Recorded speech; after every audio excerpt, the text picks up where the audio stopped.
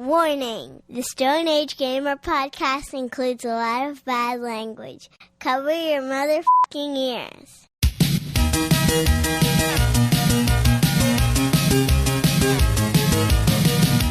Good evening and welcome to the Stone Age Gamer podcast. My name is Kris Randazzo, and joining me tonight is flame-throwing disco ball Dan Ryan. That I am. We have returned to the Alphabet Super Series. It was my pick for the letter W, and I went with Wizards and Warriors 3, Kuros, Visions of Power for NES. Did Rare cap off their trilogy on a high note? Watch out for overly aggressive villagers because the Stone Age Gamer podcast starts now. They're so angry.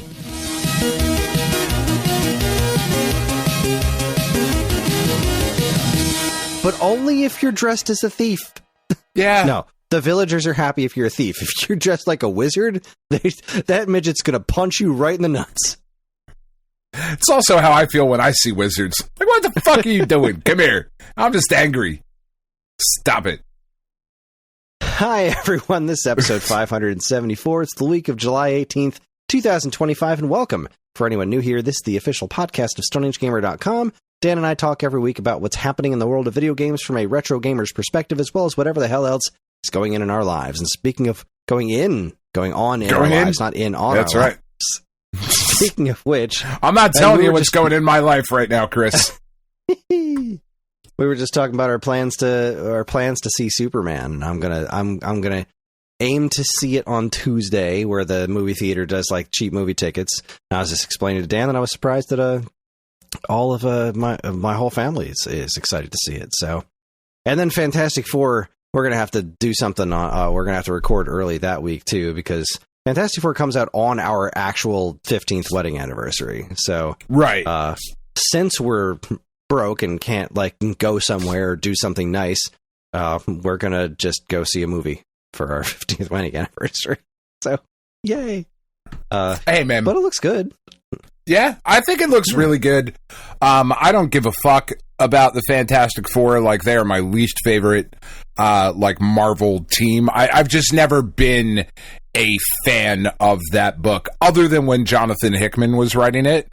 Then I was like, oh my god, this is amazing. And then other people wrote it, and I was like, oh, never mind, it still sucks. Yeah, but I think the movie looks really good. Never been a huge Fantastic Four guy myself. I just, watched the cartoon just because it was on. It's fine. And, it was fine. But you say the least favorite team, and now I'm really thinking, like, is it my least favorite team? There's got to be worse teams than the Fantastic Four, right? No. Well, not worse. I mean, not worse to me. Personally. Like, in Marvel Comics, what's the worst superhero team? I mean, I will read the Great Lakes Avengers over fucking Fantastic Four. Which is a bit of it's a bit of a cheat. That book's actually incredible. When it's just so funny that like the Great Lakes needed their own Avengers team. It's just outstanding. But like even like West Coast Avengers, like I'd rather read that than Fantastic Four, and I don't know.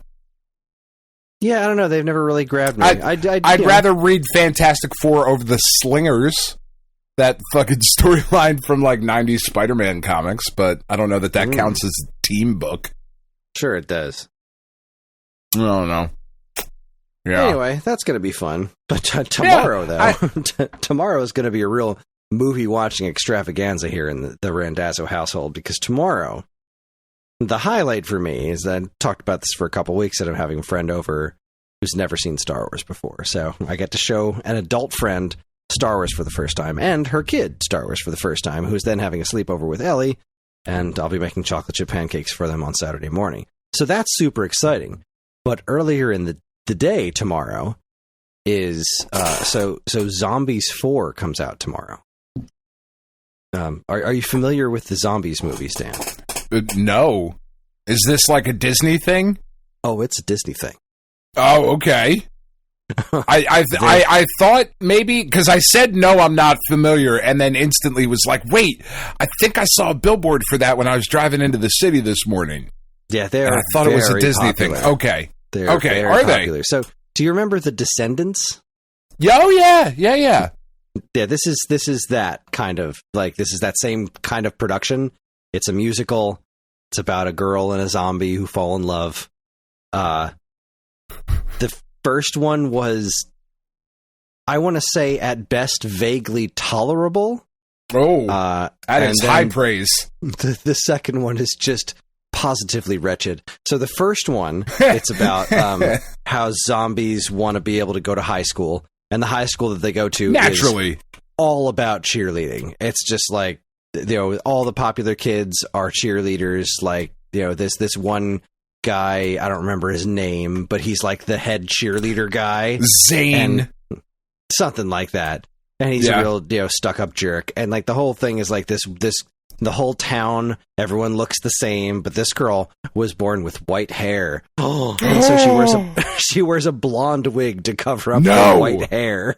No! Stop and it! And then, the zombies teach her to, like, embrace her differences. And it's absolutely ridiculous. Christ. There's, like, Zombie Town, and then, like, there's, like, a wristband that the zombies wear so they don't, like, eat people's brains. And so that's the first movie. And then the zombies get more or less accepted into the high school, and Zombieland and whatever all kind of come together. In the second movie, we introduce werewolves. Right? So now there's a pack of werewolves. And so now it's sexy. Yeah, now it's sexy because there's werewolves involved. And of course, this is all about cheerleading and musicals, but also zombies and werewolves. Obviously. Obviously. And so the girl with the white hair, the main character who like falls in love with the zombie guy named Zed, she thinks that her white hair is because she's actually a werewolf. And then like so they do some weird ritual and her clothes magically change and she thinks she's a werewolf, but then it turns out she's not a werewolf. Your clothes are black. Red clothes. Sorry. So the third movie, guess what the third movie's about? All right, so zombies, werewolves, vampires? Aliens. Oh, wow. That might be jumping the shark for that. It was a bit of an unexpected turn, but these blue-haired aliens come down to Earth and they want to get involved in cheerleading. I do like blue hair, especially on a cheerleader. I'm not even pretending. That's some shit I'm into. Well, they would watch Zombies 3. I'm sure you'll hate it. So the zombie aliens come down, and it turns out that the white-haired girl has white hair because her grandmother was an alien. Oh. So we've solved the white-haired mystery. Thank God. But now there's a Zombies 4. Now can you guess what Zombies 4 is about? I'm still going with vampire. I feel like it's time. You're right. It's time. It's vampires and daywalkers. Oh, so, shit. Like, now all the kids are out of high school, and they're going to college, and on their way to college, they get into a car accident, and they go somewhere, and there's they try to find help from this people on the beach, and then, like, half of them are vampires, and half of them are the daywalkers, and apparently there's some blood feud where they dance at each other. And I don't know how cheerleading's involved yet, but I'm sure cheerleading is going to be involved, because it just has to be. Ooh, boy.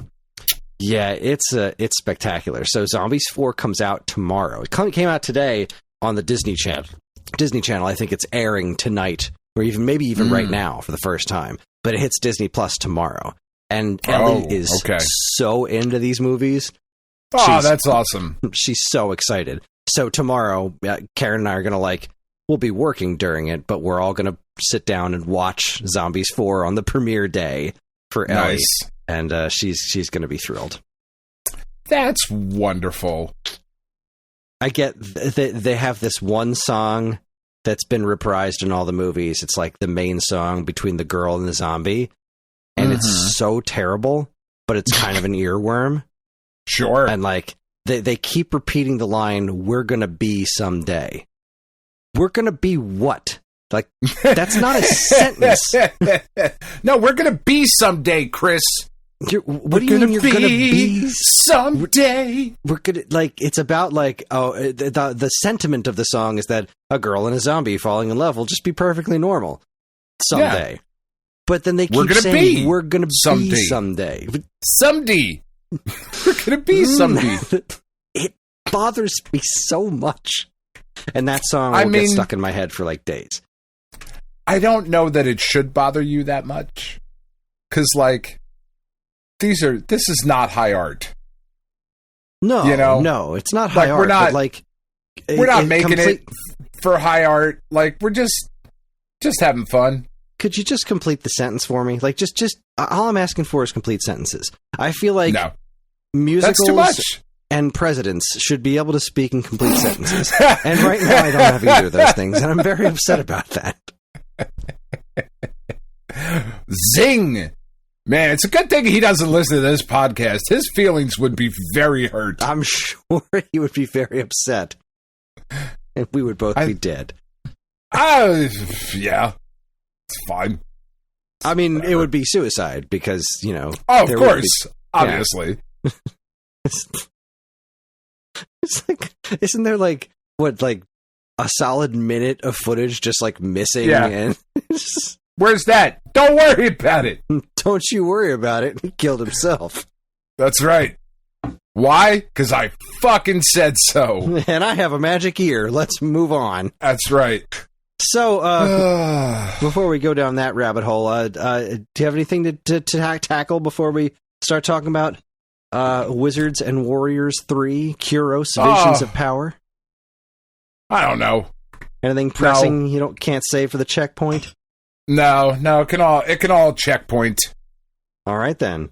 Well, That's with fine. that said, it's time for the Alphabet Super Series, where every month Dan and I discuss games in alphabetical order that we've chosen, things that we either haven't played in a long time or thought that we should play, to discuss here on the show. We hit the letter W, and I chose Wizards and Warriors 3, Kuros, Visions of Power, which was released on the NES in March of 1992 in North America. It was developed by Zippo Games for Rare and picks up right where Ironsword, Wizards and Warriors 2 left off.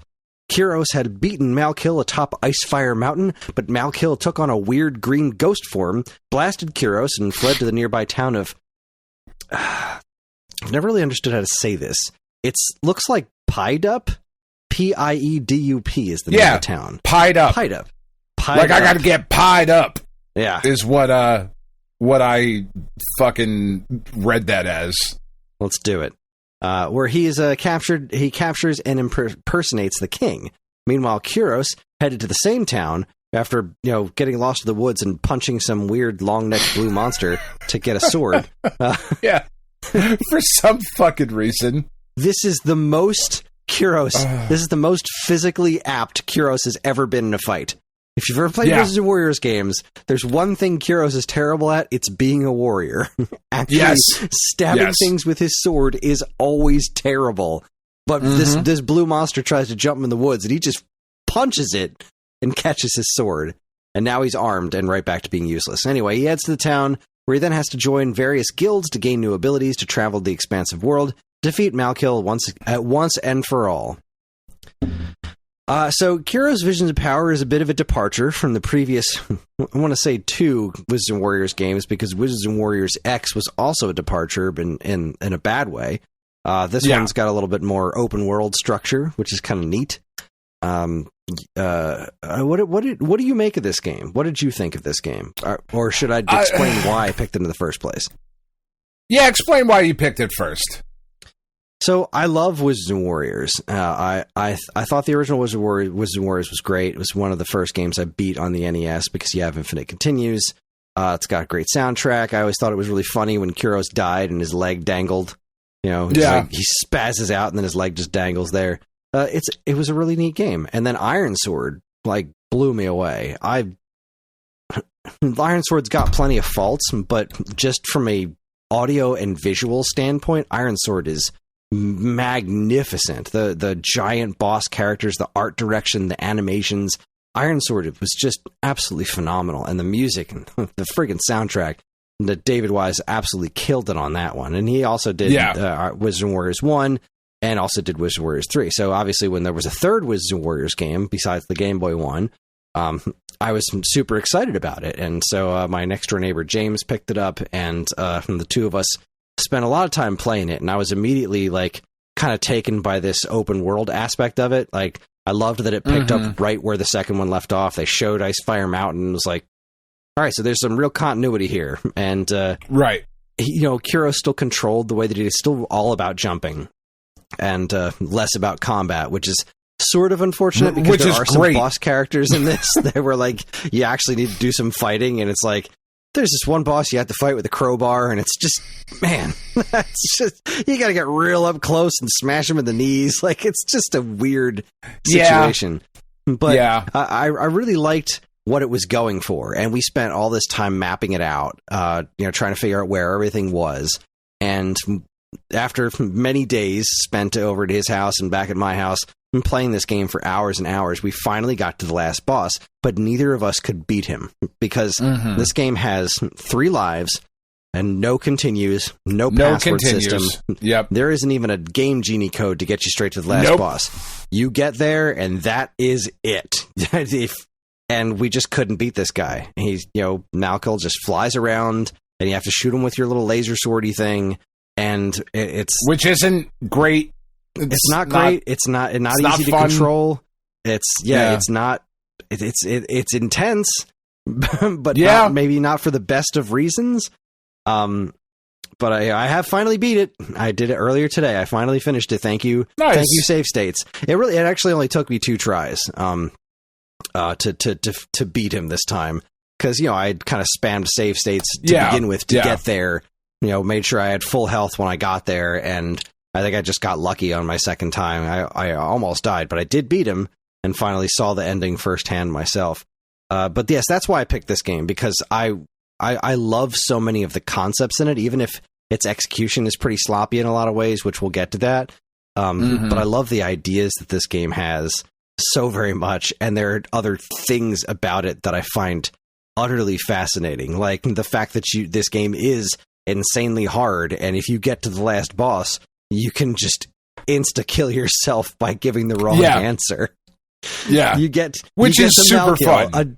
I think that, because we did it one time, one of the times we got there, and we're like, all right, so you get there, in case anybody listening hasn't played it, you get to the last boss, and he's impersonating the king, and he's like, look, we've been down this road before, Kuros, like, we could fight and kill each other, or you could join me. I mean, come on, let's just rule this world together. Come on, let's be friends. And you have the option to say yes. And if you say yes, he immediately betrays you and chains you up and laughs, and you get a game over. It's like Kuros chained up to a pillar and Malkil just sitting on the throne laughing at you as you try to escape. Yeah. Game over. Like, man, that is bold. What a game over. Move. Back to the beginning.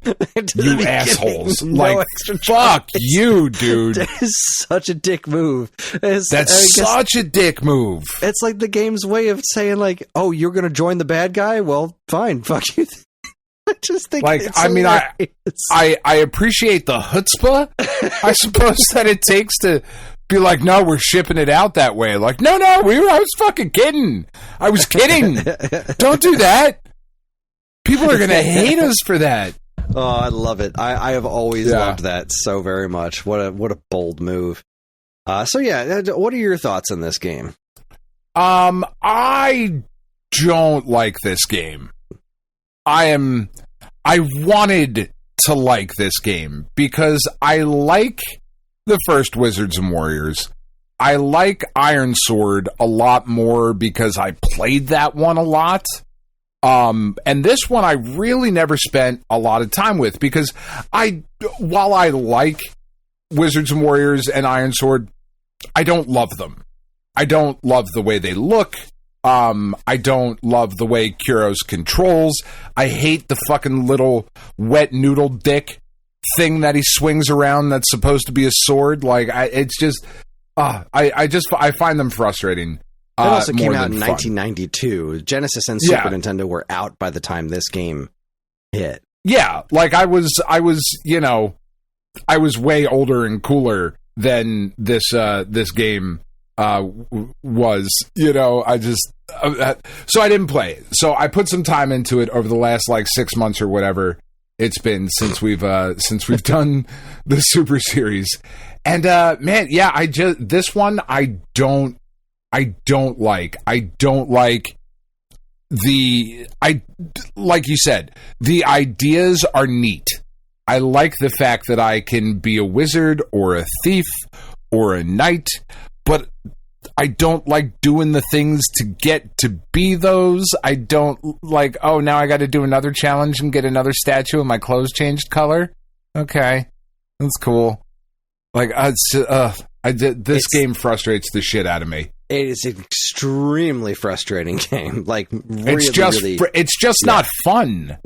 And you know, it's unfinished. The graphics didn't take any sort of measurable. Like, we're talking the end of the NES life cycle. Mm-hmm. There were really good looking games on the NES. Iron Sword is a really good looking game. Yeah, I mean, this game looks like shit. It's hard to take it serious. It does not. There's some pretty garish designs in this. There are like very few things. Like there's one big boss, the 3-headed dragon, that like, I mean, I don't know. It's not very good looking. No, it's like the 3-headed dragon is like the 3 heads are like vertically stacked. It's weird. It's not a great design, and especially coming off of I'm gonna send you a picture, just because I'm gonna send you a picture over the chat as a comparison of like just the difference in art direction between 2 and 3 of like the dragon that's in Wizards and Warriors 2. I'm just pulling the first pictures that I can find because even they you can see instantly. If you guys listening, take a look at the Dragon in Wizards and Warriors 3 versus the Dragon in Wizards and Warriors 2, it's immediately apparent. Like, one of them looks pretty cool. Laughable. And, like, even just look at the picture I sent, even just look at the detail on the cave that the dragon's in. It's like the rock formations look really interesting and cool. And then, like, this Dragon in Wizards and Warriors 3 is just, like, it looks like Strong Bad drew it, you know? It really does. It really fucking does. It's what's weird about this game is that it feels like a game that they were rushing to finish when like nobody asked them to make this.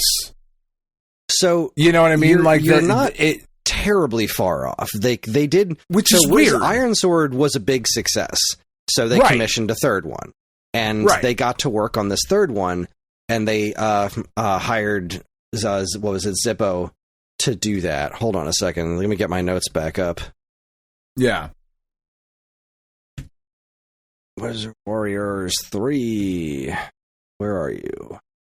Kuros Visions of Power. All right, so, according to Wikipedia, development for Wizards and Warriors 3 started in 1990 when, after strong sales of Iron Sword, Rare gave Zippo Games the rights to develop and direct a third installment of the series. So it wasn't developed in-house, the first two were.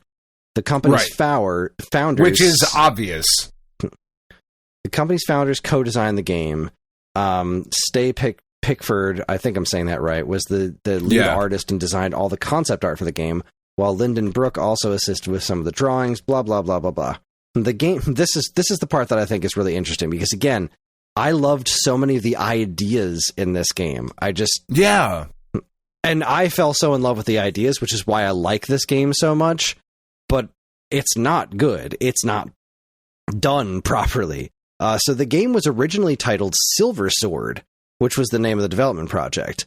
So like this was supposed to follow up Iron Sword with Silver Sword, and then the next game was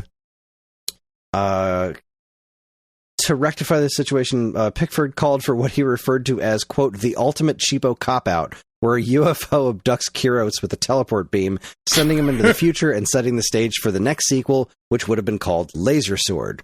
So they ultimately didn't do the UFO thing. I mean, but they shit. I'm kind of sad that didn't happen.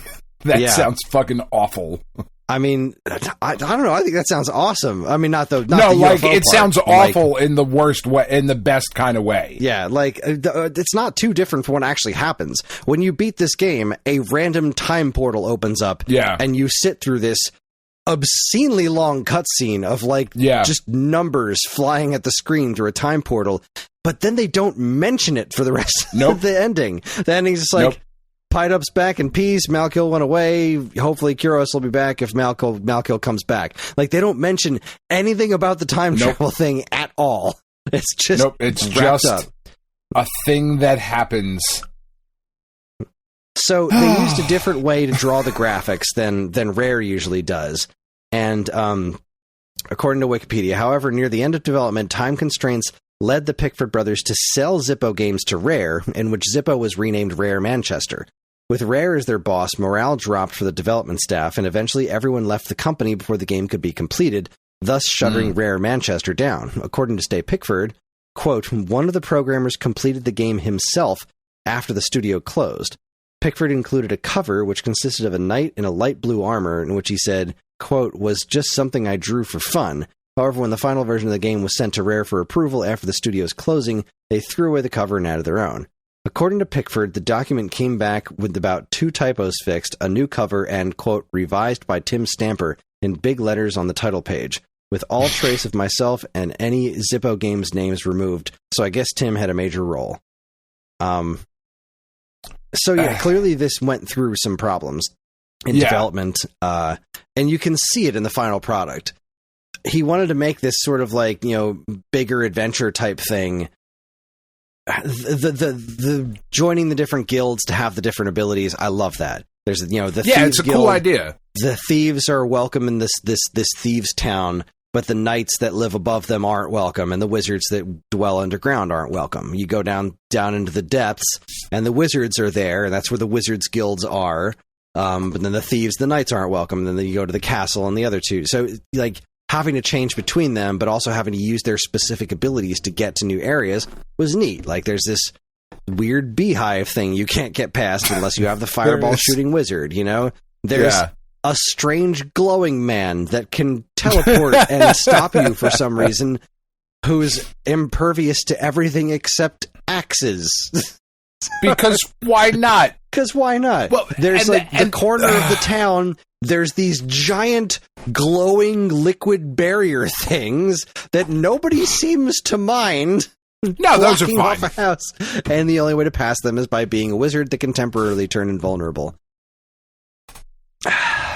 It's one of the complaints that I have that I really think knocks this game down is that it is presented right as like this kind of more open world adventure kind of thing, but it's a pretty fucking linear game.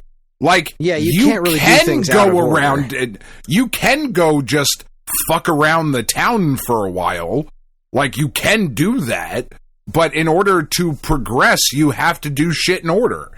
It comes off as this really weird decision, right? Because like if this game was made today, you would be able to.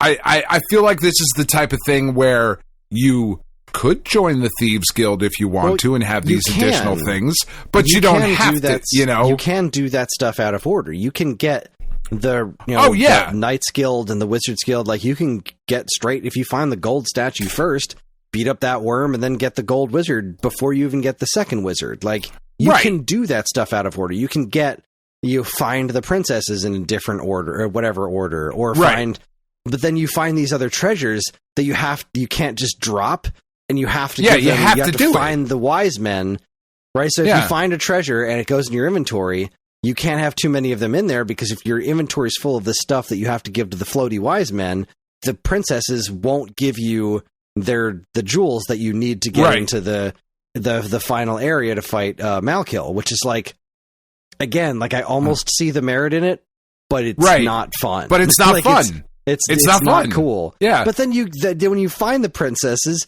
you agree to marry all 3 of them, which is hilarious. Yeah. Which is kind of awesome. Like the joke is, Kuros. You're dressed as a knight for one, a wizard for another, and a thief for the other. And then the original idea was that during the ending of the game, the 3, let me see if I can find that about the princesses. They were supposed to like find out at the end that they all married the same person. The final gem is obtained, blah, blah, blah, blah, blah. Where is this thing? Because I read that somewhere. Upon saving a princess, she asks Kuros to marry her, prompting a yes or no response from the player. If the player selects no, the princess responds with, "If you refuse, my heart will surely break," and prompts the yes or no again. Similar to but thou must, response in Dragon Warrior. In addition, all 3 princesses will have committed to marrying all 3 forms of Kuros. The original plan for the game's ending was for the 3 princesses to come together and see their heroes whom they were going to marry, only to find out all 3 princesses promised to marry the same person. To rectify the situation, that's when the UFO shows up. Come on. Oh, that's even better. Now That's I'm really hilarious. sad that didn't happen. Right? Like, even if it wasn't a UFO, even if it was still just the random time portal that opens up for no goddamn reason, like, I really wish they would have done the princess thing first. And then, like, oops. Like, that's just awesome. hilarious. Yeah. I like this game's music. I don't care for its presentation. There are a few things in it that look pretty cool. The boss designs are stupid. Like, the worm boss is half okay, I guess.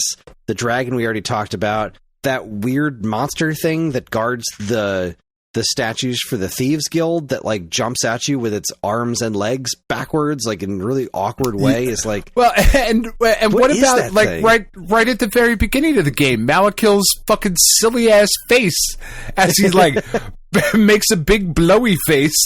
It's just so fucking weird. It's so goofy yeah. looking. It's odd. Malakil's glowy green head is definitely silly looking. It looks like it belongs in the fucking Pac-Man cartoon. Yeah, like that's does. where Malakil's green head looks like it belongs. But it's at the very same strange. token, you can, in that whole intro, it's very drawn and very animated. Like, you're looking at this whole intro, and I remember seeing it as a kid being like, this is really impressive, because it kind of is, and you can tell it is. that shit trailed off by the end of the game. Like, you can tell they were on to something from the beginning, but, like, then you get to once you start the game, the town itself is, like, completely insane. Like, it's just all these houses stacked on top of each other on these stilts, and they don't really make any sense, and they're all so garish. Like, they're bright pink and bright yellows. Green. It's very strange. But, like, see, the thing is, I remember when I was a kid constantly imagining what this place would look like if it got the Mario All-Stars treatment. And, like, seeing other houses on stilts in the background and maybe some trees and some light rain or something. Like, I would love to see somebody take a stab at remaking, honestly, all 3 of them, but this one in particular seems like it would be really... There's some neat ideas, and I would love so very much for somebody to take a new stab at Wizards and Warriors, except the brand is owned by Throwback Entertainment, who has decided to do absolutely fuck all with it until somebody pays them probably way more money than it's worth, which is really annoying. It is really annoying because, like, so much of the Wizards and Warriors games could be fixed by, like, even if they just switched up the attack animation to, like, something akin to Rastan. Right, you just know, make it a regular his little swing pokey sword. poke with the sword is just so shitty. It just sucks. And you can tell that they did it in an attempt to correct what was wrong with the combat in the first 2 games, because the combat was also terrible in those games. You'd press the button and you just kind of flail the sword around. There was no, like, clear indicator that you're hitting something. If they just changed it to swing sword hit thing, it would make it so much better.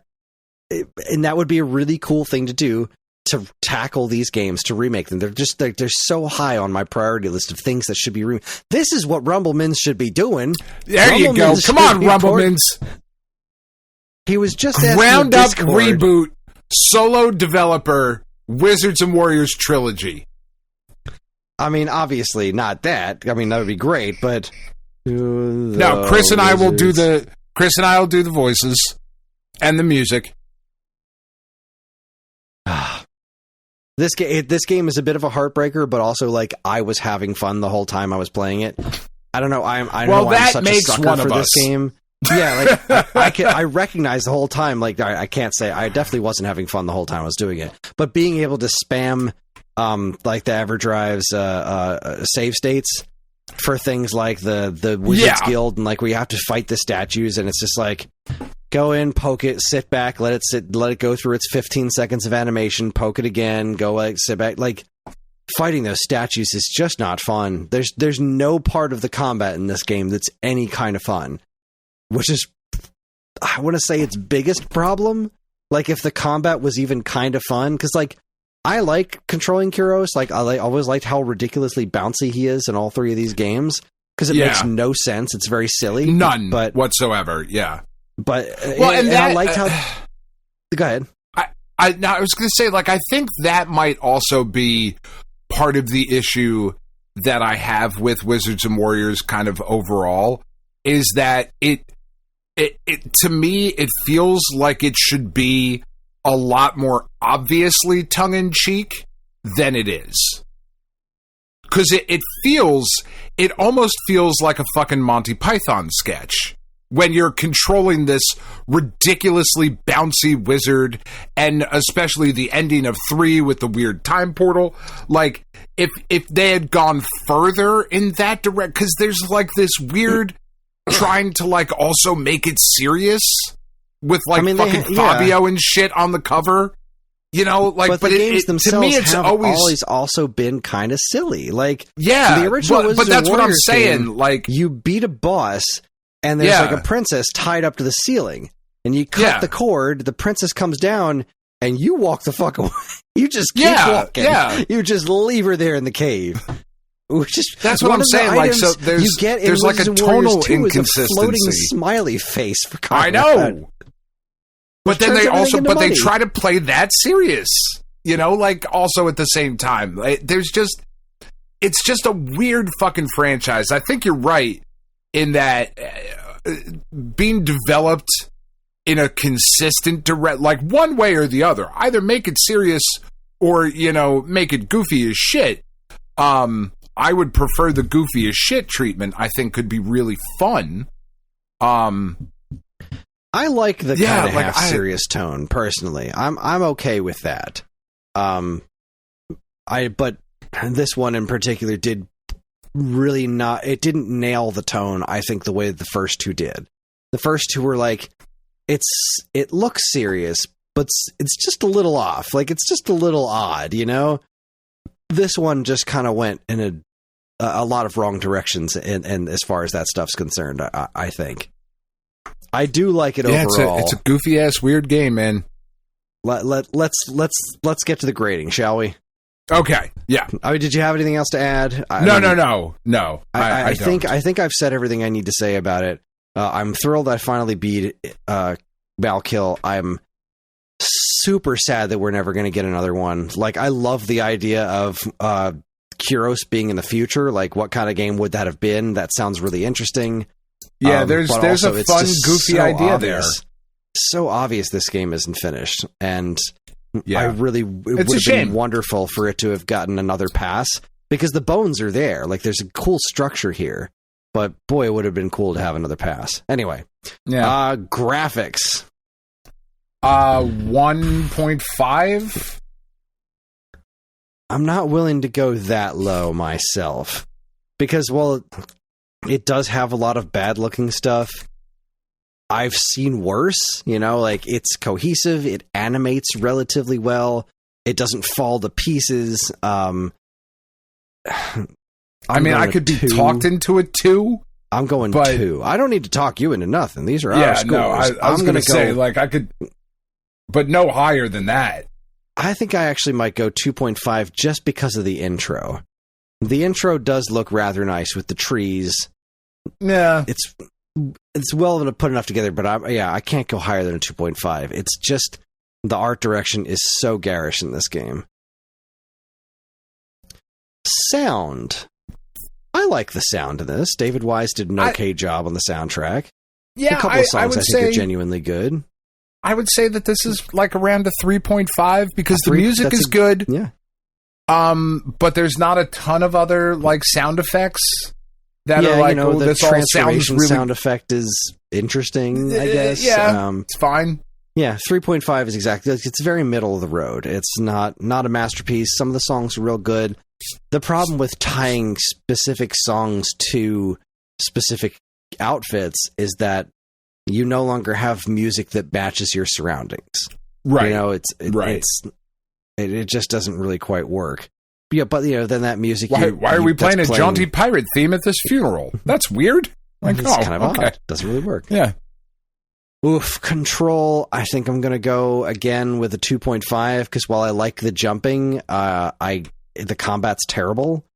And it's because of the way you control combat. You hold the B button and then you press the direction you want to stab your sword. It's not good. Yeah, so it sucks. It's not good. I'm gonna go. I'm giving it the extra 0.5 because it does function the way it's intended to. It's not good, but it's not like it's bad in that it doesn't work. It's bad as in they tried something and failed. So I'm giving him a 2, and I'm giving the extra 0.5 because I still like I like the way he jumps. I like the way that feels. But other than that, yeah, I'm 2.5 on that. Yeah, I'm a 2 at that. Fun factor. I don't like the way he jumps. Never have. And this one feels worse than the other two. I think. I feel like it might just be recency bias because I didn't play all 3 of them back to back. Mm-hmm. But this one to me felt worse than I remember. Like I said, I've spent the most time with Iron Sword. So this just felt worse than Iron Sword to me. I feel like Kuros in general control. I feel like in Night form he controls pretty much the same as an Iron Sword and Wizards and Warriors. But, then the wizard moves slower but jumps higher. And where the thief moves faster, but doesn't jump as high. Right. That's a neat little wrinkle, I guess. Yeah. All right, fun factor. At 1.5? It's pretty low. I'm gonna give it a 2. In the fun factor department. Just because there are a few things that I do think are genuinely fun. I like the knights. What's the trials for the challenges? Knights. Yeah, I think those are pretty cool. It sucks how much health you lose for failing them, but they're neat trying to figure out which door to jump through. That's kind of a cool puzzle. I like throwing the axe around. I like fight the worm. Okay. And there is a certain amount of fun just kind of mapping out this absurd world, but also it's not very fun. It's one of the lowest. I think the only score went lower on fun was Ranger X because that one I just found dreadful.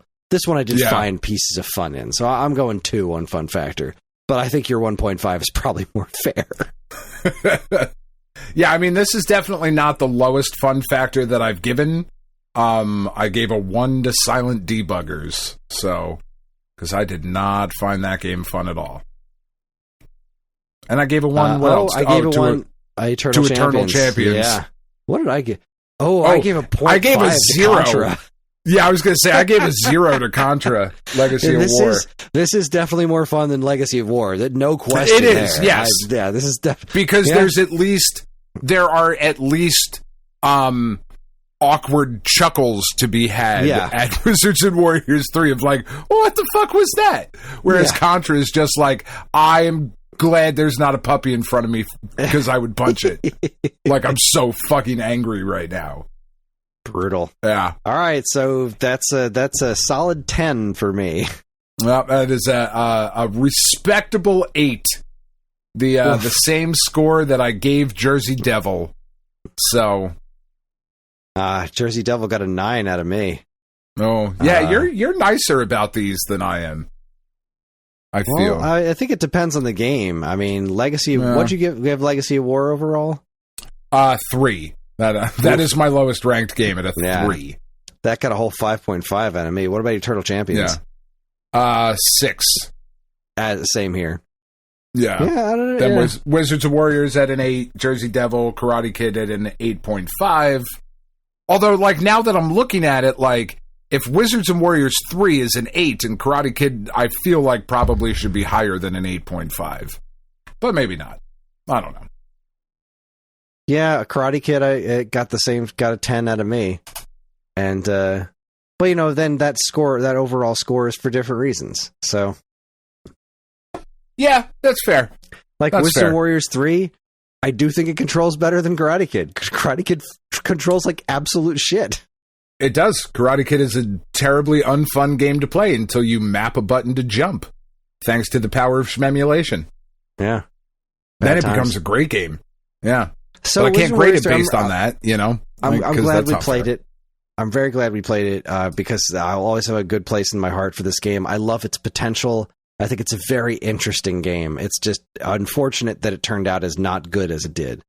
But it's no less interesting than I remember it being. So let's see. Before we go to our next pick, let's see if anybody chimed in on the Super Series. I don't think anyone had any thoughts on this one. I don't think anybody played I think there was one thing on there. Or maybe let's see. I'm trying to find where I announced it. There's a lot of beautiful Joe talk. Well, I put a reminder up today, so it would be right at the end. Yeah.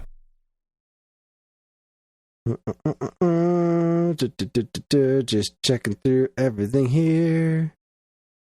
It's all beautiful Joe talk until your reminder. Then we've got P2 Mc28.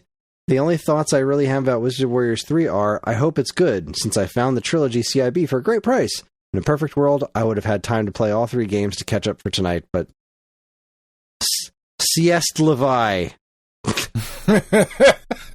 Yes, Sieste Levi indeed.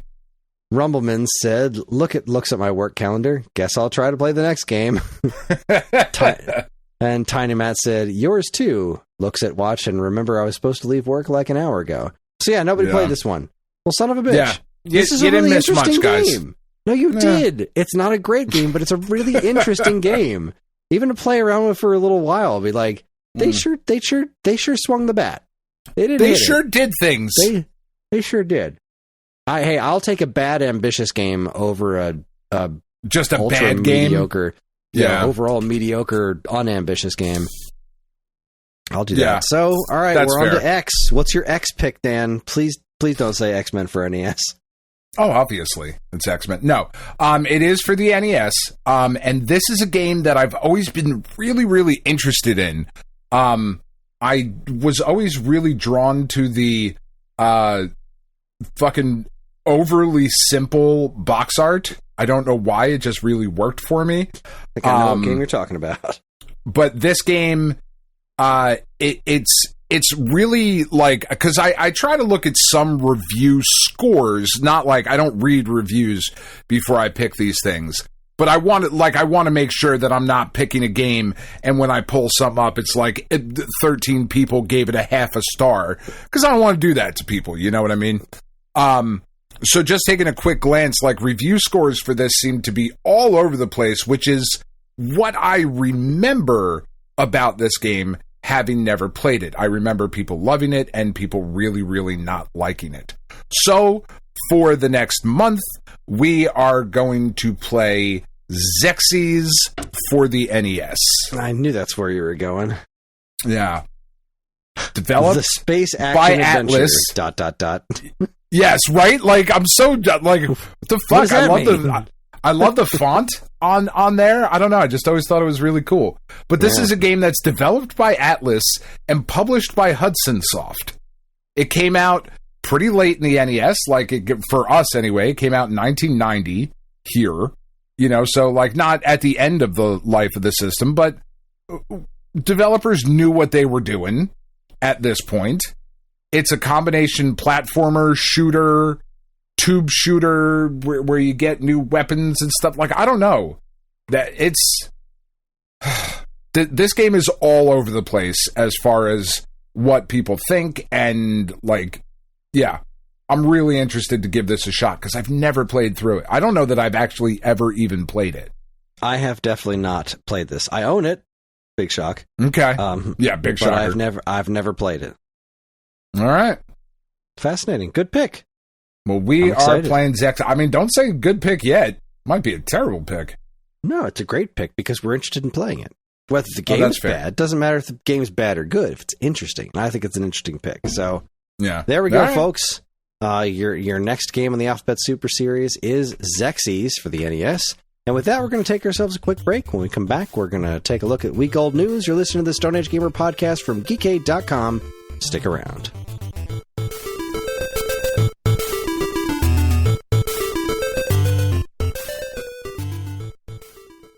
And now here's a quick look at what's new in the gratuitous rainbow spectrum at StoneAgeGamer.com.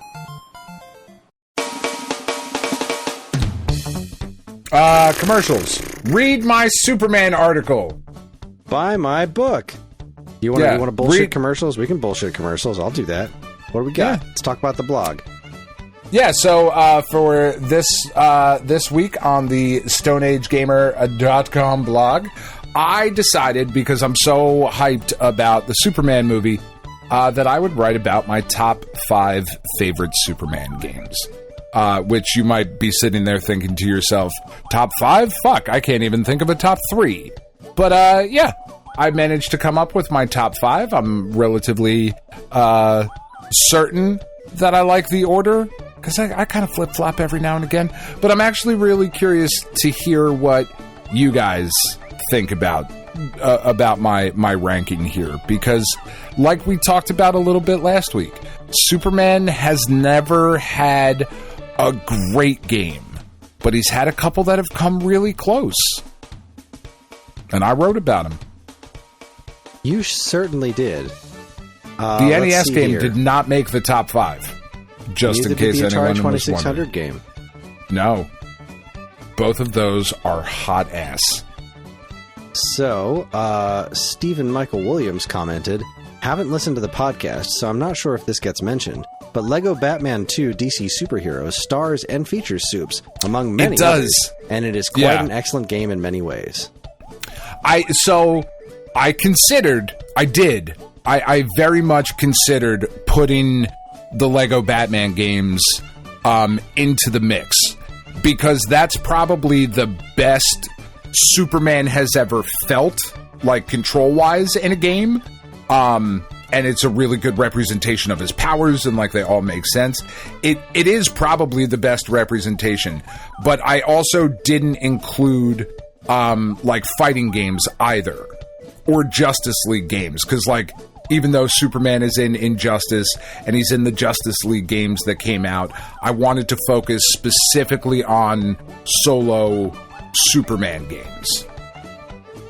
But I agree, playing Superman in those Lego Batman games is great. Those Lego Batman games are fucking great. Over on Twitter, Rob Rader says, we can rule out one game in particular right off the bat. To which Brain Tuba responded, I'm having trouble hearing you through all this fog. It's not the worst one. N64 Superman is not the worst. It is not the worst. It's not great. That would be the NES one, in my opinion. I remember playing I don't think you're wrong. I just remember playing the Atari 2600 one as a kid and just being utterly demoralized by it. I could not understand that game. It doesn't make any kind of sense whatsoever, but if you watch a video and know what to do in the Atari 2600, it's still not any good. Yeah, but watch a video is not something we could do when we were kids either. Exactly, right? I'm saying with now, and then you go and play it, you're like, oh, okay, I can kind of see what they're going. Kind of the way that E.T. is not as bad as everybody thinks it is. It's still not good. It's not great, but I used to have a blast with that E.T. I could never have much fun with Superman. I had some fun with Superman. The arcade game was a good time, is what Thumbs Up was another comment that Robert Rader had. I fucking love that arcade game so much. And what I found out in my research, and I guess I knew this, but I didn't realize it, if that makes sense. The villain of the piece, the evil Emperor Zaz, it's Z-A-A-S, so he's very Zazzy. Not Zesty, as we were talking about earlier, or Zaze, or Zayas, I don't know however you want to say this guy's name. That is his only appearance. Zazzy, not Zesty? Yeah. Zazzy, not Zesty. Z-A-Z-Y? Sure, let's go with that. Okay, Zazzy, not Zesty. Okay. Yeah. That's his only appearance? That's legit his only appearance. He never got brought over to the comics. He is in that fucking weird video game that was only ever in arcades, that never got a home port. that has the weird second player costume Superman color of like red, yellow, and gray, where you're just fucking Superman, like you're not a different character. It's such a weird... but I really, really love that game. I really, really do. It's not a great game, but I do really love it, and I love what I said in my article. Spoilers for those of you who are going to read it. I love the kind of foundation that it laid for the death and return of Superman. Because you can see the kind of like, oh, like a beat 'em up would make sense. Let's do that. So, the last one I've got is Revolution on Blue Sky. Said Superman 64, of course. LOL, just kidding. Even we couldn't type this with a straight face. Yeah. And again, I don't think Superman 64 is the worst video game ever made. I don't even think it's the worst Superman video game ever made.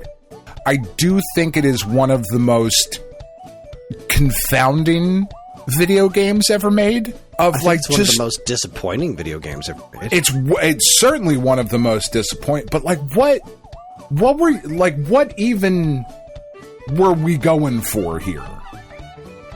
This just like, who greenlit this?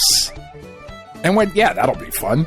Like, it's a fucking weird game. Because like the NES one is garbage. It's awful.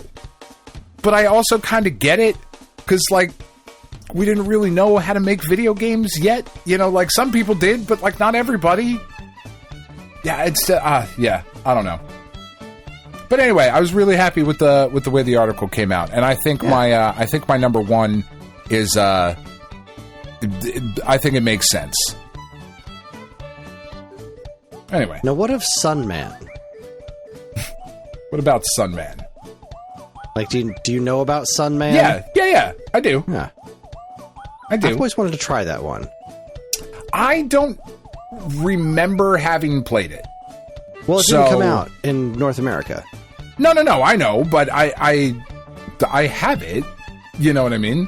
Mm-hmm. I mean, I have a legally backed up copy of the cart that I acquired through shopping means. But I don't know that I've ever actually put any time into it. It's Sunsoft, so it's visually pretty stunning. It's right. Like kind of tragic that they didn't get to keep the Superman license, because it seems like they were onto something here. Like, it does. It does. Really cool. Just kind of a bummer that they didn't get to actually make this. I feel like if this was able to stick as a Superman game, this might be as fondly remembered as a Batman, Sunsoft's Batman for NES. Because this is a really cool looking game. You're flying around, punching stuff. You can spin around and drill into the ground. Like, it's Well, and a lot of those ideas were in the Genesis game. Mm-hmm. The spin around and drill into the ground and whatnot, and like some of the powers and like I get it, right? Like, some of the stuff was hard to do for Superman back in the day, because how do you replicate that many powers with 2 buttons? Right. You know, like there's some difficulty there. I get it, but I mean, there's got to be a ROM hack, right, of Sunman with a Superman sprite put into it. If there isn't, we're gonna get Rumblemans on the phone. Rumblemans, what are you doing right now? Make me a Superman NES game. Drop your cock and grab your socks. Let's go. Anyway, this commercial break has gone on entirely too long, so I'll just say I wrote a blog post that goes up on Wednesday that'll be out by the time this episode airs that's called I Was Wrong About Virtual Game Cards. And what does that mean? Does that mean that I thought they were a terrible idea and now I think they're great? Or in the other direction, did I think they were a great idea and now I think they're terrible? I'll leave that up to you, the listener or reader, to decide. So read that and Dan's Superman blog and the Gratuitous Rainbow Spectrum. That's right. Every Wednesday at StoneAgeGamer.com.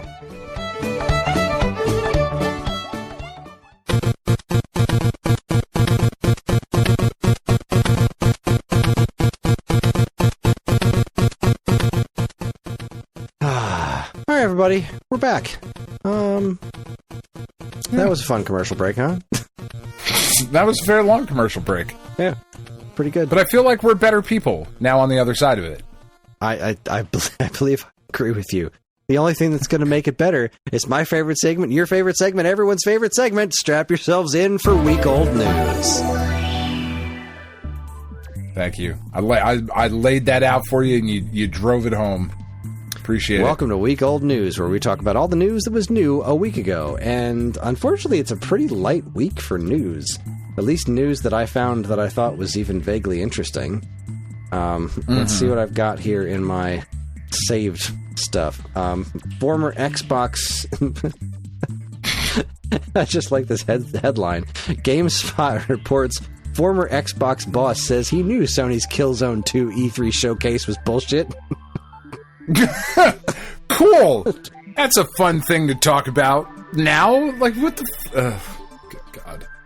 20 years ago at E3 2005, Sony showed off a Killzone 2 video as an example of the PlayStation 3's power over its rival console, Microsoft's Xbox 360. However, Sony later admitted that the Killzone 2 video wasn't actually gameplay footage, and that it was meant to be a, quote, target render for the team to achieve.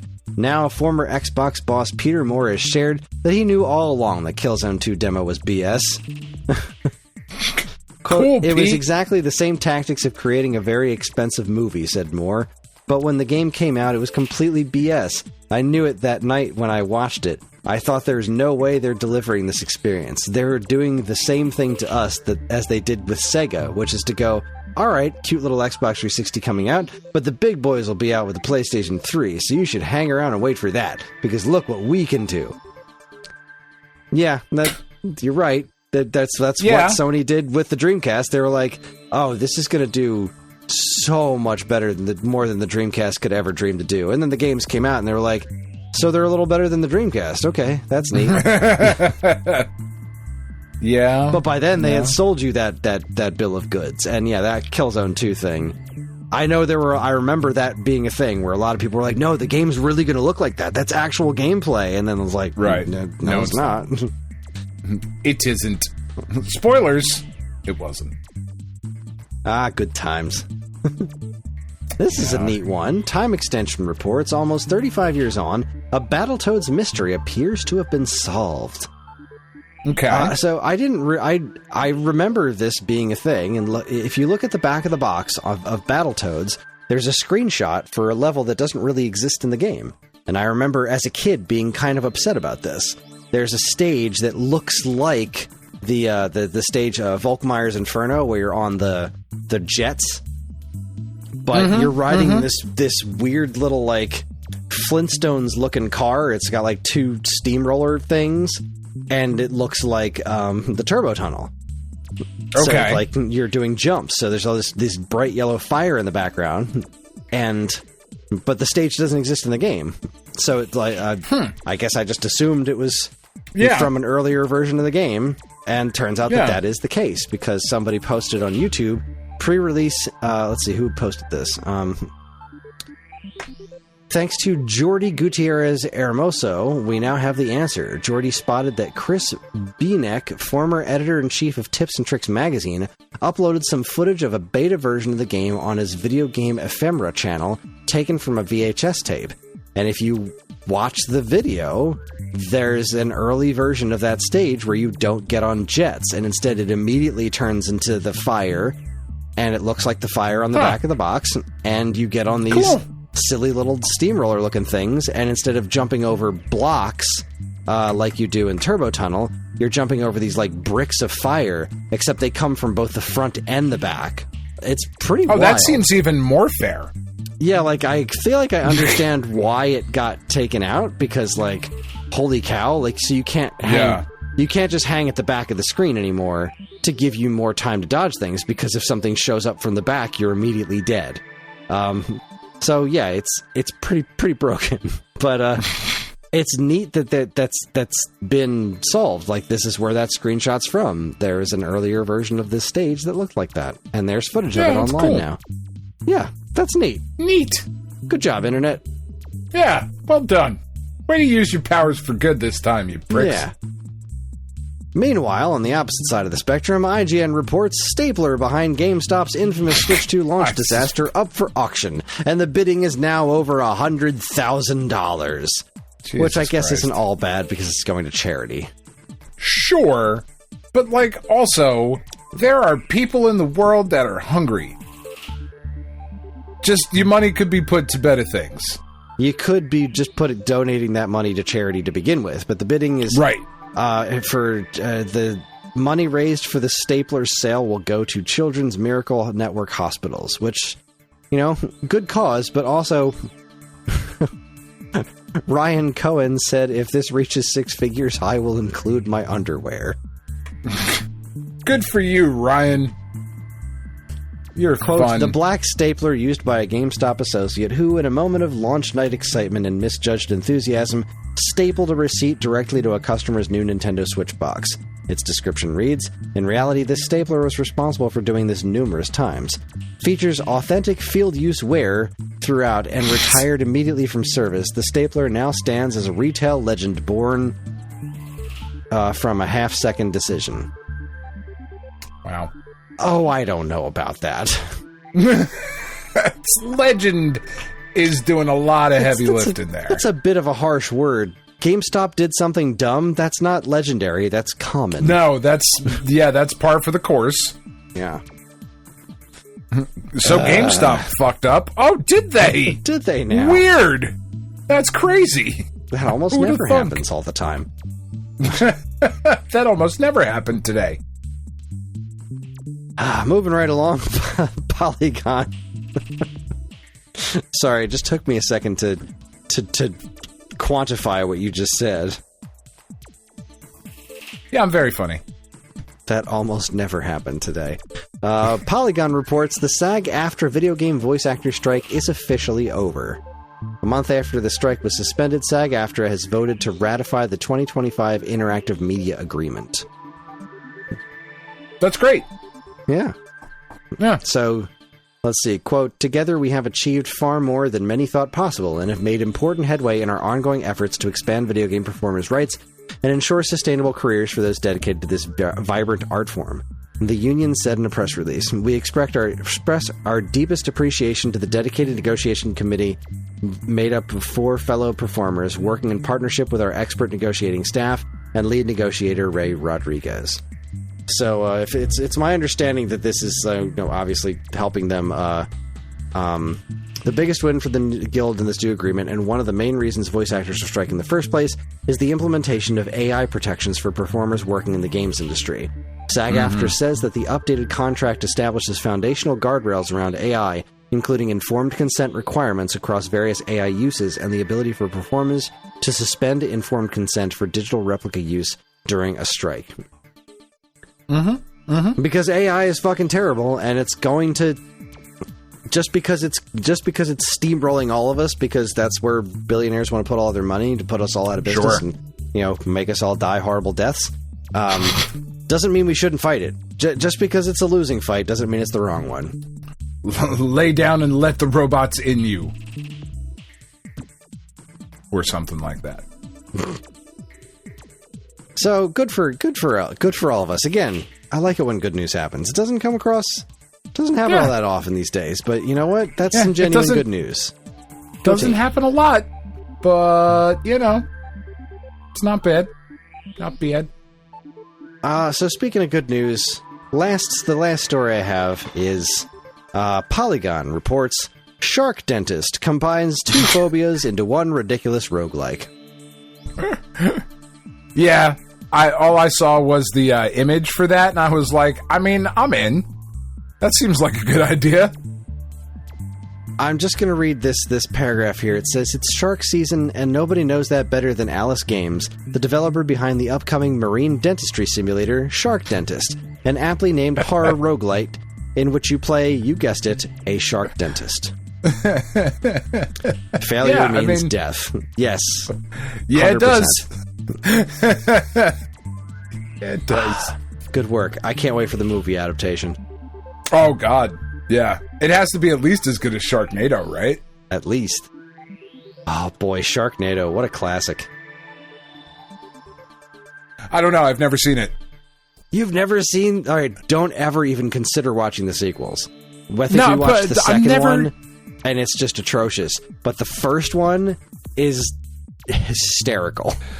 I have seen enough of it.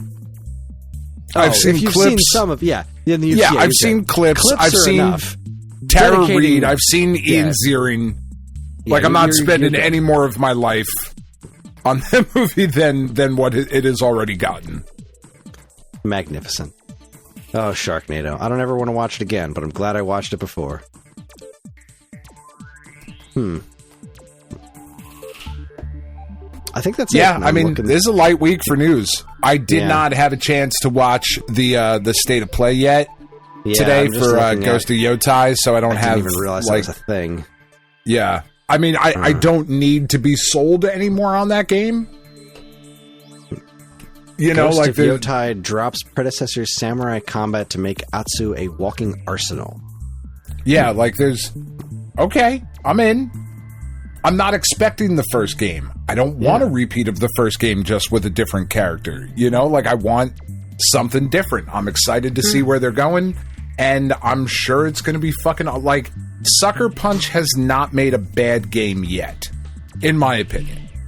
Right? The Sly Cooper games are great. Ghost of Tsushima was great, and the Infamous games are great. Like they are a very, very solid studio, so I really don't need to be sold on it anymore. But I'll probably still watch it tomorrow. Yeah, like what Nintendo did that 9-minute Donkey Kong overview video. I didn't watch it. Yeah, I don't need to see that. I'm good. Yeah, like what could you possibly show me that would sway me one way or another? I'd be like, oh, never mind. This looks like shit. God I've damn changed my mind. I am so out. Well, that wraps up week-old news, which means it's time for us to take another break. And when we come back, we're going to hit you with a checkpoint and talk about what's going on, which, I don't know.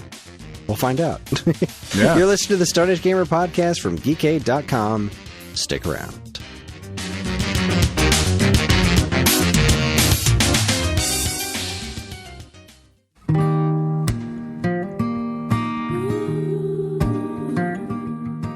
We are Safe at Home, the leading dog rescue in the heart of New Jersey.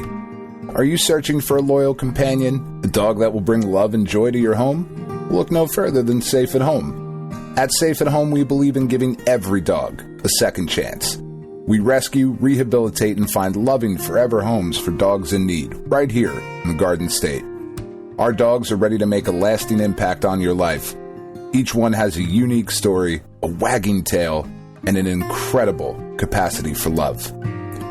When you adopt from Safe at Home, you're not just gaining a pet, you're becoming a part of our family. Our dedicated team ensures a seamless adoption process, providing ongoing support and guidance. With New Jersey's beautiful parks, beaches, and trails, you and your new furry friend will have endless opportunities for adventures and cherished memories. Safe at Home relies on the support of compassionate individuals like you. Your donations and volunteer work enable us to continue saving lives and finding forever homes for these amazing dogs. Join us in creating a safer, happier community for dogs in New Jersey. Together we can make a difference and give every dog the chance to feel safe at home. Visit our website or call us now to learn about how you can be a part of the Safe at Home mission. Safe at Home, because every dog deserves to be loved and protected. www.safeathomerescue.org.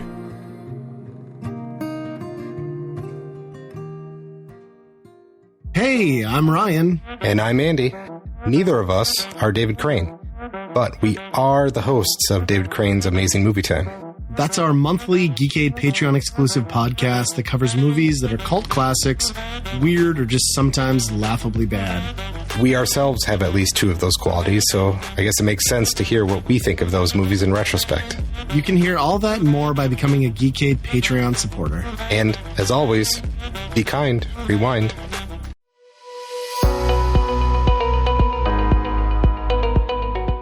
Hi everyone, Kris here. Podcast listening is free, but podcast creation is not. That's why the Geekade Patreon exists. In an effort to help us pay the bills, we've got a Patreon page set up where you can gain access to our monthly podcast topic schedule, get early access to many of our shows, and more. If you'd like to help support Geekade and keep these shows running week after week, head over to the Geekade Patreon page, linked in the show notes of this very podcast.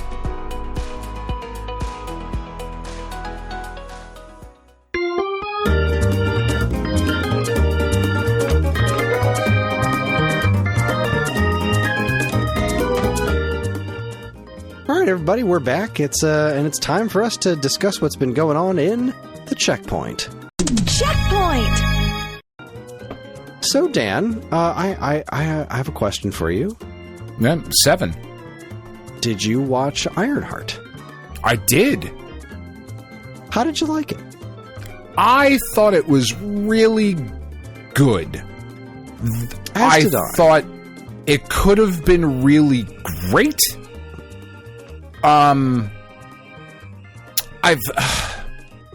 So this show's been done for a while, right? Like 2002, I think, is when they finished filming it. And it felt like while watching it that there was maybe another episode or two that got cut somewhere. Because I felt like we moved from point A to point B rather quickly, without there really being any, I don't know, any stakes involved to a point. There were some, it's from what I've come to understand, there were some pretty sizable changes. Apparently, Stain was supposed to start the Serpent Society, and then he and a bunch of other cyborgs were going to be the Serpent Society in Captain America. Which, obviously, that became, what's his name? Giancarlo Esposito's situation, which was pretty different. So that's a change that happened because this show wound up getting shuffled to happen after Captain America. So that's kind of odd. I wasn't crazy about it at first. Like the first episode or two was just like, I don't know. I feel like this show wants me to care about things that I don't care about. I didn't really like Wakanda Forever very much. I didn't love it. I don't dislike it, but it's not my favorite. Going back to even the first, when we watched the first Black Panther with the kids for our Marvel rewatch, we were like, yeah, I don't know. I just don't really like that movie as much as I feel I'm supposed to. Sure. And the second one, I just remember leaving like, Namor was cool, but I don't like Shuri very much as a character. So the fact that she was the central thing didn't really bring me a whole lot of joy. That, and I just think it's completely ridiculous that they didn't recast Black Panther. T'Challa's just such an important character. Yeah, I do too. I think it was a little silly. He was amazing. It was phenomenal. It's a tragedy. Sure. It's a fucking tragedy. Anymore. Absolute. But also, but life goes on. It does, and not in a dickhead way. Like, not at all, but like... Yeah, the show must go on. We've recast characters before. But now we don't have T'Challa in the Marvel Universe. We don't have T'Challa in the Marvel Universe, and that is unfortunate. But I remember one of the things I did like about that movie was Riri's character. Like, I felt that she shouldn't have been in there. I felt she felt a bit shoehorned in there, and then she made the suit, then she didn't get to keep the suits. Like, well, why'd she make the suit? Like, what are we doing? This movie's just a mess. So I didn't remember a whole lot about the specifics of Riri's character, but by like the third or fourth, I think by the third episode, I was like, okay, this is really interesting. And I like that, she didn't make the right decisions in the end. I do think it kind of sucks that the big thing of the show seems to be smart women make dumb choices about men, which is not great, because like the wizard girl, the witch or whatever you want to call her, like she was really cool, and then dipshit with the cape shows up at the end, and she's like, yeah, I'll help you out. And maybe. Then, I mean, we don't see anything. Yeah, like, so I don't disagree with you. I mean, I don't. Yeah, trusting fucking Mephisto, but like, that one makes sense. What do you mean maybe? You saw Mephisto bring her back to life. Like, she made the deal with Mephisto. And that makes sense for her character. What do you mean no? You saw a so that, I think, that particular... So spoilers. Jeez, Kris. Spoilers for anybody who didn't watch the show, right? As Mephisto shows up at the end, he explains to Riri that he can bring Natalie, her best friend, and her former AI back to life, right? And we are cut, like, as he is talking to her, the scenes are cut with Riri and Natalie talking, and Natalie seemingly being back to life. And the show ends, the end credit scene ends with Riri hugging Natalie and her arm starting to show some of the same marks that Parker's did while he was wearing Dormammu's or not Dormammu's hood, but I guess did we say it was Dormammu's hood? Like, did we ever get clarification on that? No, Dormammu was like the red herring. They thought it was Dormammu, but it turned out to be Mephisto. Okay. Because in the comic books, it's Dormammu. Anyway. We don't know where the hood came from. We just know that it belonged to Mephisto, and he gave it to Parker. Yeah. Yeah. Okay. So they show that scene, and her arm starts to get the mark on it, right? We could still be looking at her... imagining what it would be like in the future, because we never see her shake Mephisto's hand, right? So it's very purposefully left that would up. be some shitty filmmaking. That's some fucking gymnastics right there. They're gonna jump cut the end of the show to her. Oh, never mind. She was imagining that. Oh, I don't know. I have to have a little bit more faith in them than that, because that's just pants on head stupid right there. I agree. You really think they're going to end the show with, but no, she was just imagining this. Like, this is the big twist ending. She made the deal with Mephisto, even though the show is telling you, or asking the question, did Riri grow past this, or does she still have these internal issues where she's willing to sacrifice anything of herself to help those around her and make things better for those around her, right? To a detrimental degree. And so we're going to show that she did make this literal deal with the devil because that's how badly she wanted her friend back. Oops, never mind. It was all imagined. This was an entire waste of time. Like, I don't think they're that dumb. I don't think they should be that dumb, but I think they left it vague enough because I disagree. Disagree. But the only reason I think they left it vague enough is because this show came out so long ago. I don't know that they know where they're going. You know what I mean? Like, I have been very disappointed in the multiverse aspect of the multiverse saga, because we were talking about it, Tiff and I, as soon as we finished Ironheart. It was like, so like everything leading up to Thanos being the big bad, right? Like everything felt interconnected and felt important. And if you look at all of the properties that have come out since Endgame, as we are leading up to Doomsday, none of it feels necessary. Because it's been fumbled and jumbled, I think, so hard as far as a cohesive story is concerned. I'm not speaking to the quality of the individual projects. Some of them I thought have been great. Some of them I thought have been what if. And some of them have been Secret Invasion. So, take that for whatever you want it to be. But I don't think they've had a very cohesive plan. Obviously, some of that was thrown off with Jonathan Majors. But to what degree? Fuck, dude, I don't know. I felt like the ending was non-committal enough. Not that I think it should be, but that it was non-committal enough to where they could decide to be like, nah, fuck it. I don't think that's very interesting. I think her making a deal with Mephisto, and Mephisto kind of being a big bad of the science and magic TV universe works, you know? Like, kind of leading up to that, of he was name dropped in Agatha all along, and there's the rumors that they're going to do a Strange Academy TV show, which is interesting, and the Armor Wars TV show that is also apparently already shot. Right? Isn't that one done as well? That's the thing? I'm not sure about Armor Wars, because it was going to be a movie, and then it was going to be a show, and then I think last I heard it's been shelved indefinitely, so I'm not really sure what's I thought that was one of the ones that was shot.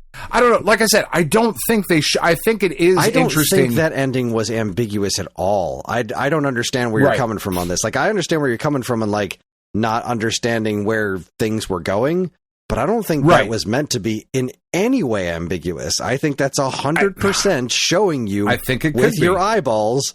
It could be. That's what it is. Like, that's like watching the end of Endgame and being like, yeah, but in the next movie, Spider-Man could wake up and it was all a dream. Like, sure, it could, but that's not what they're doing. Yeah. I don't know. I feel like that's a Mr. Fantastic level stretch, dude. Like I said, I don't actually think that's what it is. I think the reason I bring it up is that I just have concerns that they are still not sure of where they are going, and that worries me. For sure. I don't think that's in question. That, I mean, I think they know where they want to go now.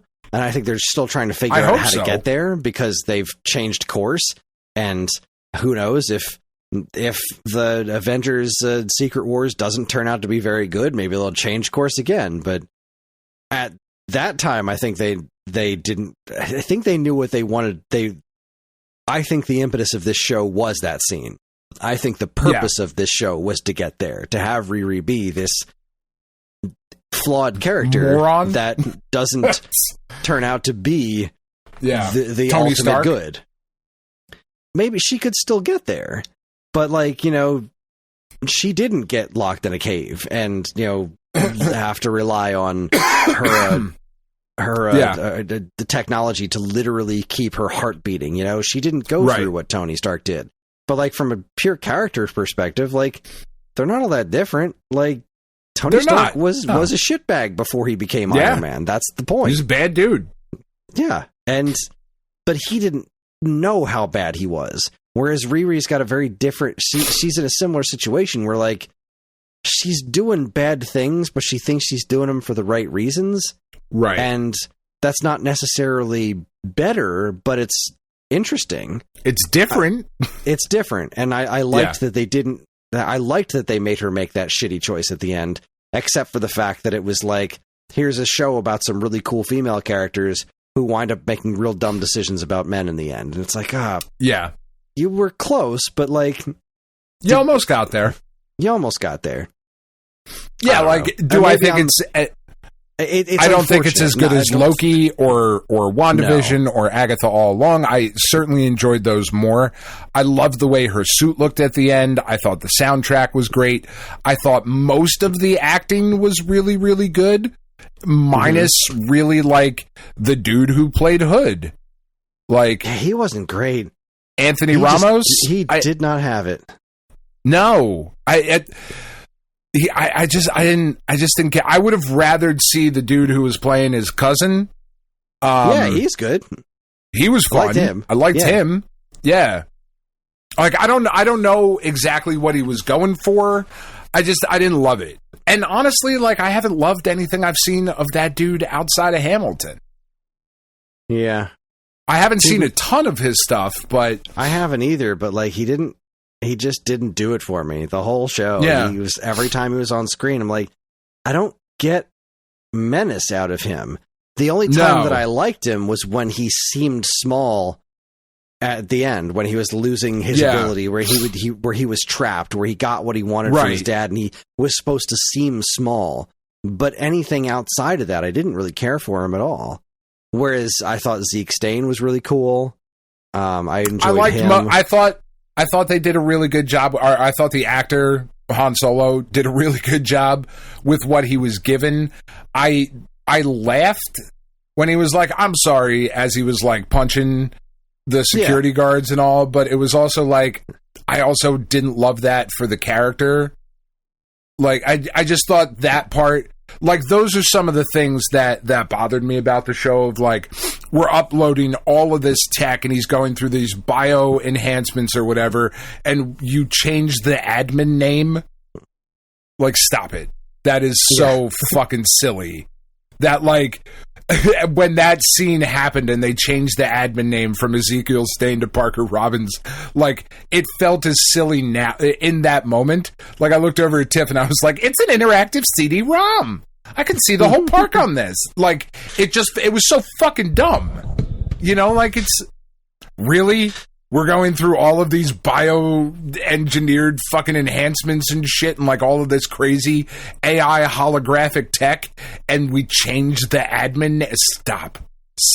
This is goofy. You know what would have been better is if a UFO showed up and transported them. It would have been much better. Yeah, no, like, I really liked the show. I thought it was really good. I thought it could have been great. Same. And that's kind of how I've felt about a lot of the Marvel stuff that I've seen recently.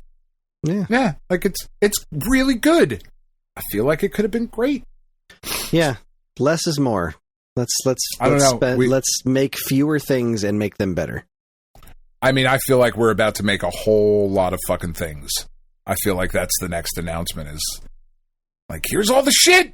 It's all coming, because now we got to do X-Men and we got to do fucking more Fantastic Four, and like, I don't know. I want to see them get back to, like, to me, there's a very, very clear dividing line, right? And because it is the actual dividing line, like, this is not me coming up with like, oh, look at how insightful I am.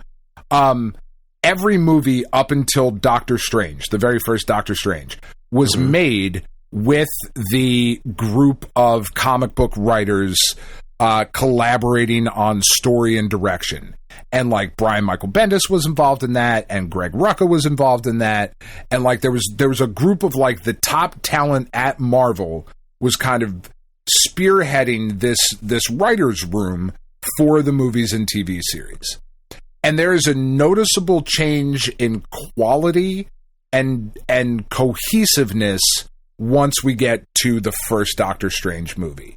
And I would like to see them, like you said, pull it back a little bit. Let's get a little smaller and get a little bit more focus on things, and like, really make good shit. Because when it's good, WandaVision is incredible. That show is incredible. Loki, both seasons of Loki, I thought were unbelievably great television. I liked Echo. You know, like, it was fine. It was there. And just don't ever do Secret Invasion ever again. Don't ever mention it again. Don't ever, like, nothing. Because, oh God. Anyway. Yeah. Focus on quality over quantity. That's all I want. Have you watched any of Taskmaster? No. You and Karen should sit down and watch an episode of Taskmaster. You can start with season 19. It doesn't matter. That's the season that just finished. Do you know what Taskmaster is? Nope.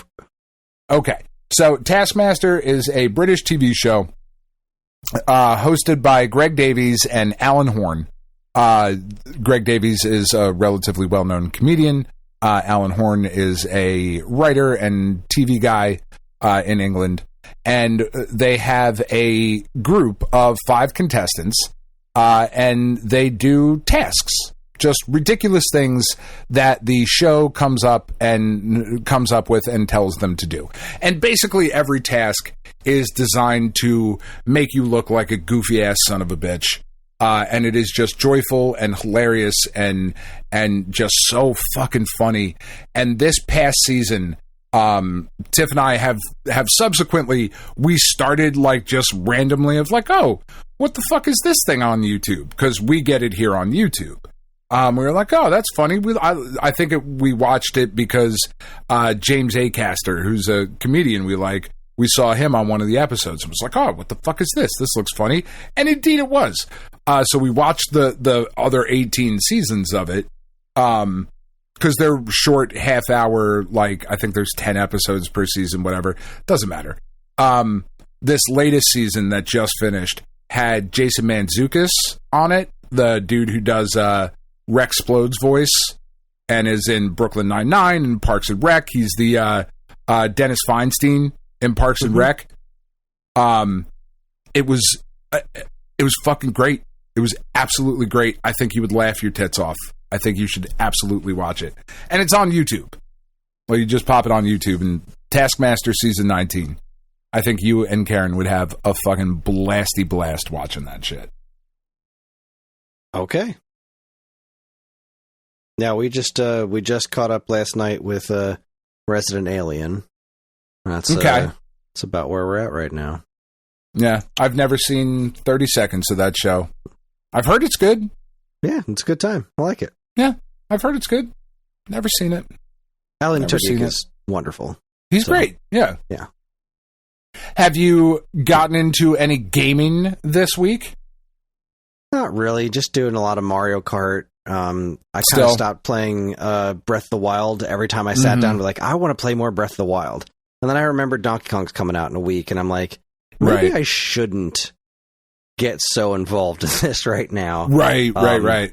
And just focus on Mario Kart. And then I wound up having a blast with Mario Kart because it's great. And I'm just doing some of the open world stuff, unlocking more costumes, and I have like 4 characters left to unlock, but apparently unlocking them is a huge pain in the ass, and you just have to get lucky. Okay. So I'm just getting some more trophies in various things. I'm doing all the 150cc stuff. I'm just taking my time. Do you feel like this one is going to have the longevity that 8 had? If enough people buy Switch 2s, yeah. It's great. You think? There's enough engagement in the knockout and races and whatnot? I think so, yeah. I think they need to do some tweaking. I think if they add, classic circuit mode, the online game will just be, back to being great again. Not that I have a problem with it, but I know a lot of people did. I don't see any reason why not. Mario Kart, it's a Mario Kart. It's still fun to play locally. Right. I don't know. I think I think as long as the Switch 2 continues to sell, Mario Kart World will continue to sell. Okay. Because it's Mario Kart. Why wouldn't he? Why wouldn't it? Yeah, I mean, when I get a Switch 2, like, that is one of the things that I am looking forward to playing on it. But I feel like I don't see as much chatter. I think I feel like, and maybe it's just, the particular algorithm that I've found myself in or whatnot, but I feel like I don't see as much discussion about the Switch 2 currently as I expected to, both like positive and negative. Like just looking through like my Blue Sky feed or like, just different like news websites and whatnot. It's not as much Switch 2 as I thought it was going to be. Oh, there's really just Mario Kart. I don't know. Yeah, because I was going to say, I think it's because like there's just Mario Kart. Pretty much. And I'm seeing, I'm at least once a day, I wind up seeing some sort of expert play Mario Kart. Really, the whole I see multiple times a day in every single feed that I'm on is some sort of bullshit comparison between the Switch Deck and the Steam Deck and the Switch 2. So like, well, that's just silly. There's lots of console war bullshit that keeps showing up in my feed, but other than that, it's just Mario Kart. And there's fun things to say about Mario Kart, but like, it's not Breath of the Wild. Breath of the Wild was like limitless conversation pieces because people are just finding weird shit to do. I suppose that's fair. There's just always something interesting to do. Maybe we'll start seeing some of that with Donkey Kong. the next time we get a Nintendo Direct. Yeah, I think they're just kind of resting on their laurels a little bit, and then we'll see where things go. Which is fine. Know. Like they, like I said, I still want one. I can't really even properly communicate. I was talking to my cousin about it earlier this week too, because he was like, I don't have any interest in a Switch 2 or whatever, because it's just not the type of like games he plays and whatnot. But I was like, yeah, man, like I'm drawn to this fucking Donkey Kong game. And he was like, well, why? Like, what is it about that game that has you so excited? And I don't know. I just don't, I can't really quite put my finger on why it is hitting so hard for me personally. Right? Like, I understand all of the things about why it looks great. And it looks like, this wonderful evolution for a Nintendo mascot and yada, yada, whatever. Right? But that's happened with plenty of Nintendo mascot characters where I haven't been like, fuck, I really want to switch to play X, Y, or Z. But with Donkey Kong, I'm like, man, something about this game. Maybe I'm just into his new face. I have a hypothesis. Okay. And I've noticed this about Donkey Kong Bonanza in particular, once I played it. Okay. It kind of looks like a PlayStation game. Like is that what it is? It moves like a PlayStation game. It doesn't move like Mario. I know it's the Mario Odyssey team, but maybe it's just the power of the Switch 2. But like, as soon as I started moving around then, it was like, this reminds me of Astrobot. Like the way it looks, the way the particle effects are moving around, it reminds me of a PlayStation game. And not in a bad way. That's certainly not a bad thing. That's maybe that's my what it guess. is. Yeah. It might be something as simple as that. It might just be the fact that Nintendo finally made a game that looks up to your standards. Yeah. It's about fucking time, you pricks. Yeah, I don't like it's so weird to be sitting here like broke as a fucking joke and also trying to figure out like, all right, so like if I go and donate semen, how many times do I need to beat off to get up $600 to fucking, you know what I mean? Like, because it's me. Is it only like 3 times where they're like, yes, we'll take it, but also you had cancer, so maybe 4. Like that knocks it down a little bit. I don't know.